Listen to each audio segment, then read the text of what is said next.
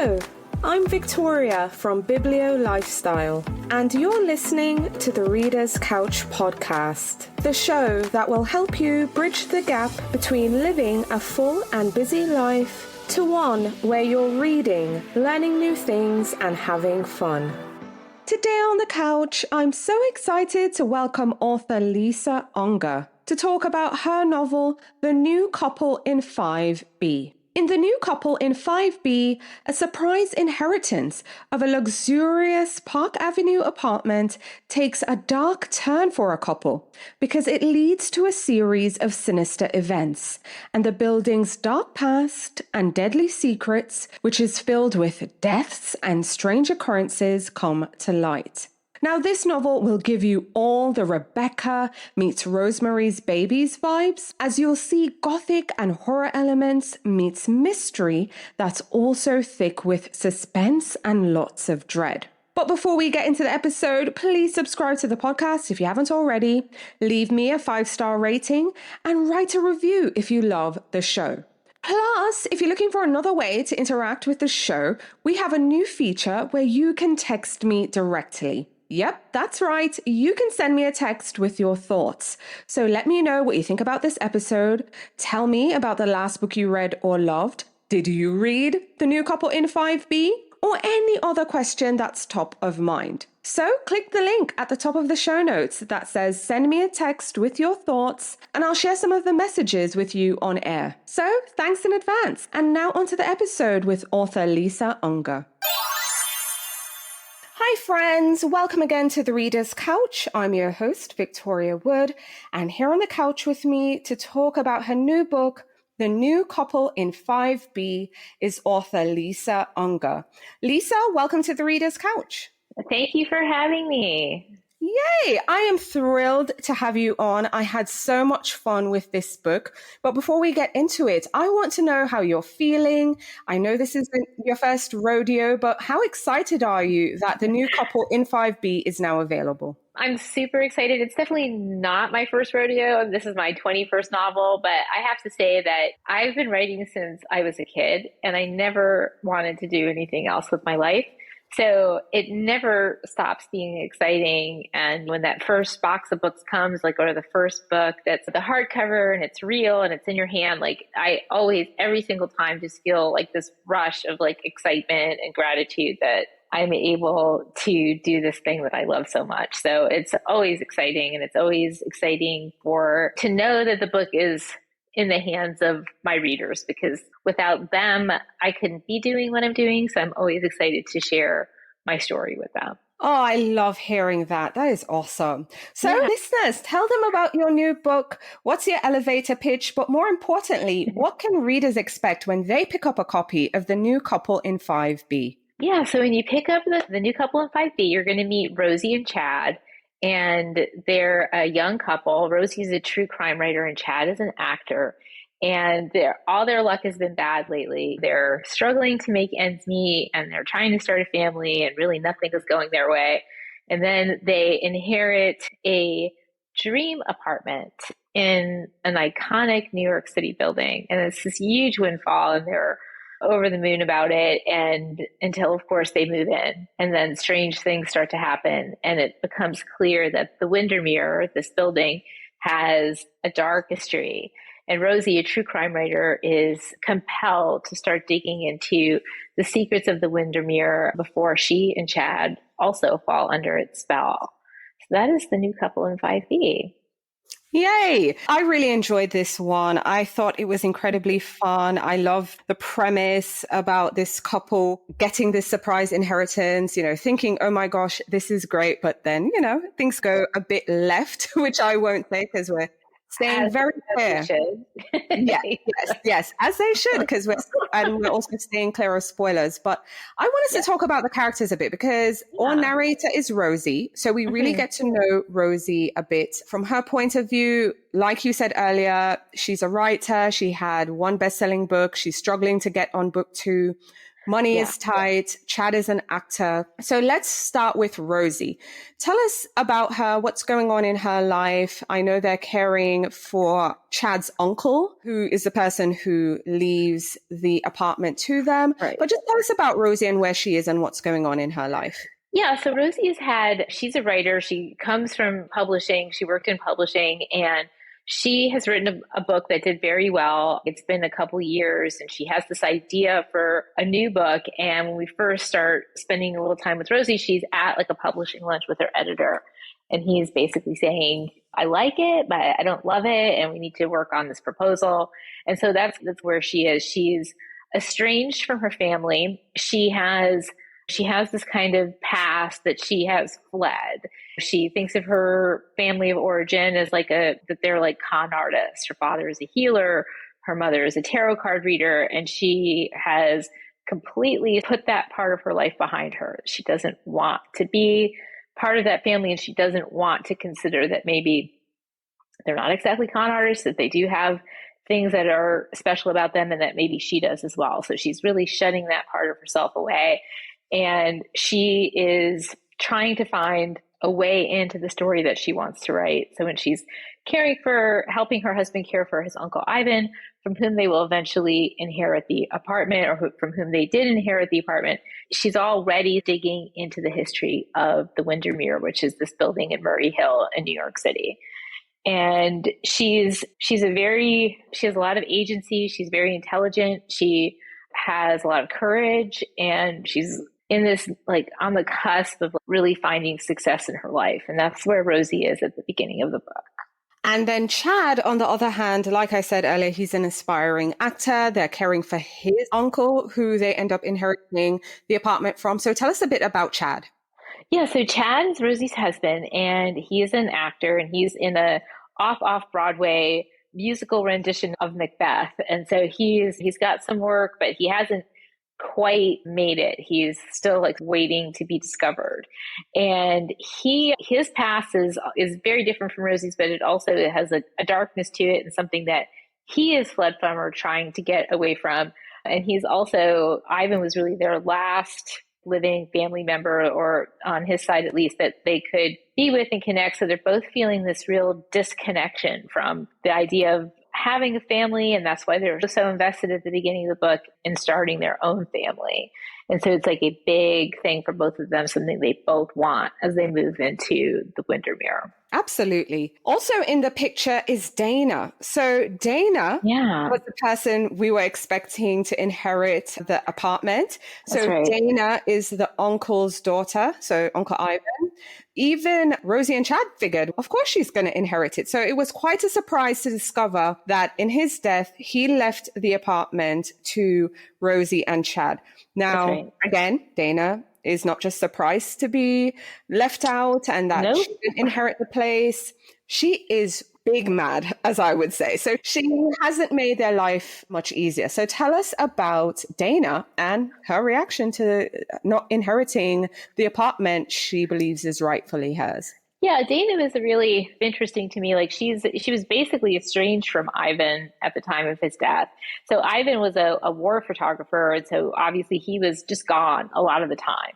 And I think she felt, as a person, very abandoned. That's the energy that I got from her when she first turned up on the page, that she was abandoned, and that in her life, her father had given her absolutely nothing. That's her party line. That's one of the first things that she says to Rosie, and that she expected this to be the one thing that he had given her. And so when it was taken away from her, obviously she's enraged, not just at the loss of this very valuable apartment, but also probably more so just that continuing feeling of abandonment that she's had. That was really where I connected with her, that idea that she's enraged, but not just because of the loss, but not because of the loss of the apartment, but because of the loss of her father and of what he had never given her. And so that was really Dana's energy, this very person who had wanted something from her father and never got it.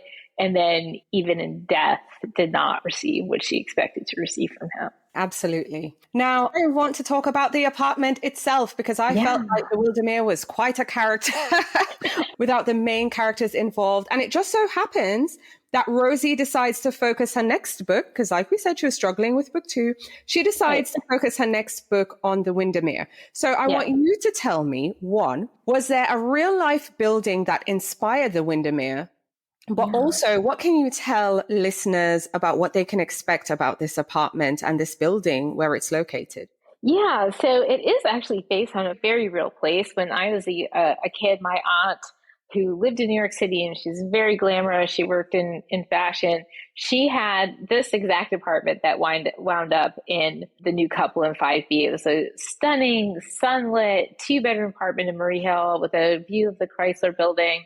Everything you would imagine of that type of apartment, like the parquet floors and the white walls and the fireplace, just a stunning, gorgeous apartment. And for me, as a young person, it was like the dream New York City apartment. It was like this, like the place where you would inhabit in your dream version of your adult life in New York. And yet my aunt was she was a very complicated woman. So visits with her were always very layered, and so there was a piece from that life or that place that I wanted to bring forward, this idea of trying to create something or trying to create a family in a place that is maybe on some level working against you. And so the Windermere is very much that Park Avenue building that my aunt lived in, with the awning and, the uniformed doorman and the uniformed elevator operator. And, just that really old pre-war building vibe, New York City vibe. And in the fictional version of the building, the Windermere, it was not named that, but it is the name that I have for the building in my book. The Windermere it's definitely a character, and it has a powerful energy. I feel like in many ways, it's been abused. Dark things have happened within its walls. People have died. There seems to be some origin story where the person who designed it was met with his own end in the Windermere. And so that there's an energy in the Windermere that is asking to be healed. That's how I viewed the building when I first started writing about it. But like all damaged people, damaged entities, it's just creating its own chaos. That was the energy that I had for the Windermere as I was writing it. Oh, I love hearing that. I love getting that backstory. So, like I said, the building has a life of its own. I think I loved seeing Rosie spiral a bit in the best way, just as we see her becoming suspicious of all the people in the building, from a couple who's been in the building for a really long time to the doorman. She even starts questioning her husband. We see her start to spiral, one, as things surround the building, but also as she's trying to start a family, because like you also mentioned, she wants to have a family. She's trying to get pregnant, and she's questioning essentially everyone around her. So it's fair to say, number one, I love this book, but it also gave me hints of Rosemary's Baby. And we just had American Horror Story Delicate Condition, which was based on a novel. And we have hints of that as we see the main character spiral as she's trying to start her family. So tell me about your influence for the new couple in 5B. Yeah, the new couple in 5B was very much so influenced by Rosemary's Baby, the novel by Ira Levin, which is, if you haven't read it, if you've read it a long time ago, or you haven't read it at all, I very much so recommend picking it up. He was an amazing writer, and his work, even though it was written quite a long time ago, stands up beautifully even now. But there was like that piece that you mentioned, that spiraling of the character, that was always very interesting to me about not just the book, but also the movie, which probably more people have seen than read the book, starring Mia Farrow. Like that idea that there's your home, you're in a place that's supposed to be your home, but you don't know who you can trust. And that the people that you look to for answers and for help, they either can't help you or don't want to help you or won't help you. And there's a sense, a sort of palpable sense of being trapped within a place that you should have very free access to come and go from.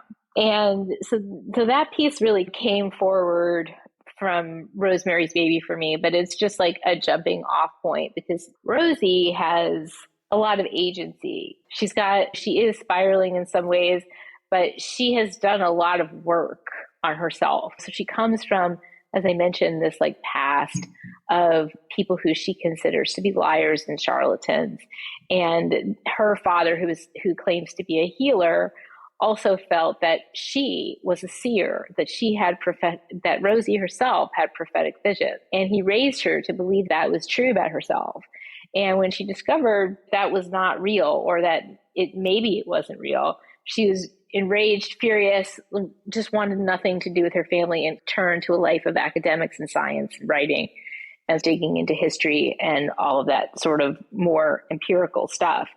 And so so I wanted that piece for her because I felt like that part of her, which she has shut down and shut away, makes her more vulnerable to the energies of the Windermere. So if you think of like psychic ability as being like a kind of a spectrum, right? So there's the person who's not plugged in, not interested, doesn't see, doesn't care, right? If there's something going on, that person doesn't see it. Like that person never lives in a haunted house, right? Because nothing is haunted. But there's somebody like Rosie who's like open to that in a way that she doesn't even necessarily want to be. And then is she more vulnerable to a place like the Windermere because of it? Right, absolutely. I just, again, really enjoyed this one. I saw those hints of Rosemary's Babies, but of course, I love that you actually said it because I felt it. Rosie in this book has so much more agency. So that was incredibly exciting to see and read. But also, I saw the similarities. I love Ira Levin. And I was wondering, okay, how much or how little is this book going in that direction? But it's just enough, but it's incredibly fresh. So if there are listeners out there who love Rosemary's Baby as much as I do, or are just familiar with the film, I think you'll really enjoy this book, and it's more modern and fresh take. But I also want us to play a quick little game, Lisa, because again, like I said, this book, I felt like the characters did an amazing job, but also the building, because I felt like the Windermere had its own storyline as well, because this building bears a dark past. Again, you're wondering, okay, is this building cursed, or is it the people, or what's going on? I want us to play a game, and you're going to tell me what famous home in classic literature you would like to inherit. So I'll give you two options and you'll tell me which one you would like the keys to. So are you ready? Oh, okay. Yes, I'm ready. I thought I was going to have to make it up. Okay, yes. No, I'm giving you options. So would you like Jay Gatsby's mansion from The Great Gatsby, or would you prefer the keys to Pemberley from Pride and Prejudice? Oh, the Great Gatsby mansion for sure. Yeah. Do you want Green Gables from Anne of Green Gables, or do you want Thrushcross Grange from Wuthering Heights? Oh, Wuthering Heights for sure. Thrushcross Grange, yes. Okay. Do we want Castle Dracula from Dracula, or do we want Hill House from The Haunting of Hill House by Shirley Jackson? Oh, Dracula's Castle. Yeah. Okay. Do we want Field Hall from Jane Eyre, or Manderley from Rebecca? Oh, God, that's a hard one. Manderley. Yeah. Yay! I was hoping you'd say Manderley, because I'm picking Manderley all day, every day. Yeah. Okay. What house in real life would you want the keys to? Top three. Top three. Let's see. I love New York City. It's like sort of, I don't live there now. I live in Florida. So I would say a beautiful Murray Hill, sort of old school building, much like the one in 5B in New York City. I love the woods. So a cabin in the woods, and maybe also a house on the beach. I think that's a perfect combination. Everything that you need, the woods, the ocean, and the city. So I think we've struck on something here. I think it's a plan. Yes, you've struck gold for sure. Thank you for playing the game. I know this was a quick one, but I appreciate your time. So let's get into your books, because you've written so many books. Like you said, this is what, book 21? It is. Yes. I know, it's wild. You have quite the backlist. Now, when I think of like recent books that you've written that I've loved, Confessions on the 745, absolutely adored. Secluded Cabin Sleep 6, which came out last year. Yeah. The Stranger Inside, I, again, adored that one. Oh, Last Girl Ghosted, that one was really good too. So those are just some of your recent books. Again, she is 21 books deep, people. what would you say is the similarities, but also the differences between your books? So like for listeners who are familiar, like what are some similar threads they might see, but also for listeners who aren't familiar, what can they expect? Yeah, so I think there's a number of significant threads. It's funny that that you mentioned Manderley and Rebecca by Daphne du Maurier, because that was really my first thriller. That was like the thriller that I read as a young person that really, or one of them that really made me interested in that type of writing. And so I think that there's a common thread of a woman, an ordinary woman caught in extraordinary circumstances. That is definitely a thread that runs through the work. You'll find a lot of themes of identity, of what makes us who we are. There's a theme of technology, and not just like the technology itself, but like you mentioned in Last Girl Ghosted, it was online dating, and Confessions on the 745. It was a little bit of a deep dive into social media and Secluded Cabin. It was DNA testing. So I'm always very interested in these technologies, not the technologies themselves, but in how they rewrite the way we relate to each other. So that is definitely a theme that you will find running through the work. There's a strong, both a family of origin, where we come from, something that we're either clinging to or running from, or either formed by secrets and lies told by people who we trusted. That's a big theme. And then the theme of moving from being the victim of a certain circumstance, or being victimized, I should say, by a certain circumstance, but moving away from victimhood into becoming the personal hero of your own life. So those are themes that I think you'll find throughout the books. Yes, I love how you just summarize that. I think that's also why I gravitate towards your books too, is because I do get those similar vibes, even though we're in different settings, we're meeting different people, and obviously we're doing different things. But again, you're 21 books deep. One, I want to know is, are you working on any other books? What's book 22 or 23 looking like? What can you tell us? Yeah, so I'll say a little bit about it, even though I almost never talk about anything until it's completely done. But this book, the book that'll publish in 2025, is pretty much done. I'm basically just doing copy edits now. I will say that, of course, it's a psychological thriller, right? And bad things will happen naturally, but also that it was inspired by something that happened to me while I was on vacation, and I had a very interesting experience, and it very much affected me and inspired me, and it was the seed for my next book. Wow. Okay. So I'm a bit excited, but I'm also nervous. This happened to her. Oh my gosh. Okay.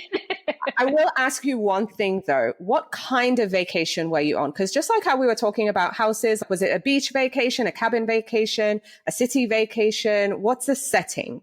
It was an island vacation. An island vacation. Okay. I think she's given us enough. So now we're going to be waiting on pins and needles. That's very exciting. But also, I'm going to just say, I'm glad you're here and I'm glad you're okay, because it's good. They can go left. Thank you very much. Yes, I'm glad you're here. Okay. Seeing again, you have 21 books, 22 is on the way. Can't wait for the island vacation story. But what would you tell your younger writing self, if anything, looking back, seeing where you are now? What would you tell her maybe before book one even came to be, or while you were working on book one? What would you tell her? Yeah, that's such an interesting question. I think I mentioned at the beginning of the podcast that I have always been a writer. I knew from a very young age that this was what I wanted to do with my life. And my mom was a librarian and a great lover of story. And my dad, on the other hand, was an engineer and a nonfiction reader. And he was basically like, hey, it's great that you can string a few coherent sentences together, but writing is not a job. And just don't do that. That was his advice. Don't follow your dreams. When I graduated from college, even though I had already started my first novel, I went into publishing mainly because I didn't have the confidence to pursue that dream. I just didn't think that I could do it because that's what I'd been told, even though I had lots of positive feedback from teachers and other writers and all of that as a student and stuff. So I had this kind of knowledge, this like deep knowledge that I could do it and that I would do it, but just maybe that it wasn't the right time. So I think what I would tell that person was to have a little bit more faith in yourself. You have this dream and you have this ability, and there's that voice inside that says you can do this. honor that voice over your self-doubt and fear. And so I think that would be something I would want to say to my younger self. I think there's so many people listening. Maybe writing isn't the thing, but maybe it's something else. And yeah, especially creative. Exactly. Yeah, creative things, creative jobs. Yeah, I love hearing that. Yeah, because Okay. there's not a lot of permission in our Yeah. culture, for the creative trying to make something happen. Like it's almost like a joke that you have this creative piece that you want to. It's like Julia Cameron says in The Right to Write that we treat our unpublished writers like they have an embarrassing case of unrequited love, as if you might think you want to marry Tom Cruise or something like that. But it's like you have that belly of fire for something and it moves you and you're passionate about it and it's something that you return to again and again, then that means something and you should honor it. Absolutely. I really think people should. And you're so right. It's embarrassing to say, oh, I'm working on a book or Right. writing on a book because people are going to be looking at you crazy. The same Yeah, can like be said that. Oh, good luck with that. Or if it's family, it will be get a job or get a real job. exactly. Or A real job. That's right. yeah, I know. Trust me. Ugh. Yeah, I love that advice. And I hope maybe someone listening who's trying to pursue something as well will Yeah. take heed. I know it's hard sometimes when you're in the thick of it, but I really want to also get into your reading life real quick because I know we're here to chat about the new couple in 5B, but we want to know what authors are reading. So share with our listeners the last book or books that you finished reading that you'd now recommend. Yeah. So I'm such a crazed reader. I always have 4 or 5 books going at the same time, but I will say that I'm just about finished with Lone Wolf by Greg Hurwitz, who is a good friend of mine and also one of my favorite writers. And his book is about Orphan X, which is Evan Smoke is his recurring character in his Orphan X series. And he's just an amazing writer. I don't think there's really anybody else writing like Greg. He's, full action, adventure, high octane thrills, but he's also just like a really beautiful, deep writer. So I always enjoy his book so much. Last night, I had the pleasure of being interviewed at Inkwood Books in New Jersey by a writer named Lauren Grodstein. She wrote a book that was a Jenna pick entitled We Must Not Think of Ourselves. And I just started that and it's absolutely brilliant. I'm also reading The Wild by Sarah Pierce. This is a very early read of this book. It's not going to be out for quite a long time, but I will say that it is incredibly riveting and twisty and excellent. And then up next for me is Everyone is Watching by Heather Goodenkoff. I'm a huge fan of Heather, and I can't wait to dig into her book, which is about 5 contestants vying for $10 million on a game show, which sounds like very exciting. So I'm about to dive into that as well. And over the next couple of weeks, I'm lucky in my local town to have 2 amazing independent stores, Tombolo Books in St. Pete and Oxford Exchange in Tampa. And at these 2 stores, I will be interviewing some other great authors. I'll be speaking with Mary Kubica. I'll be speaking with Chris Bajalian, and I'll be speaking with Megan Miranda all over the next couple of weeks. I'll be interviewing them on stage. So lots of exciting reading and bookstore visits for me coming up. Oh, that's very exciting. So getting back to your book, though, The New Couple in 5B. Look, I know you've done your job. You've written it. You've given it to us. I hope readers will pick this one up. It was incredibly entertaining. It was fun. It gave me all the chills and thrills. But what are you hoping for as the author? What are you hoping readers might think or feel? Or what are you hoping they might talk about after they've turned the last page? I hope that my books stay with you. I know that there's a lot to read out there, and I hope that after you've closed the book, you're still thinking a little bit about Rosie and about the Windermere and about her journey, and that obviously I want it to thrill you. I want it to keep you up past your bedtime. And also, I always want it to just be a little bit of an escape from your real life. Like, I would love for readers to know that, or I hope for them, when they open the covers of one of my books, that they disappear inside for a little while. And that even when it gets dark and scary in there, I'm always going to at least try to lead you to some kind of light. Absolutely. Lisa, thank you so much for coming on the show and speaking with me. It's been an absolute pleasure. Thank you so much, Victoria. This has been so much fun. Thank you so much for listening to the Reader's Couch podcast. Please subscribe to the show, share it with a friend, and take a few seconds to leave a rating and review. Until next time, stay lounging, stay reading, and whenever you're in doubt, go straight to your local bookstore or library. Thanks again for listening, and happy reading.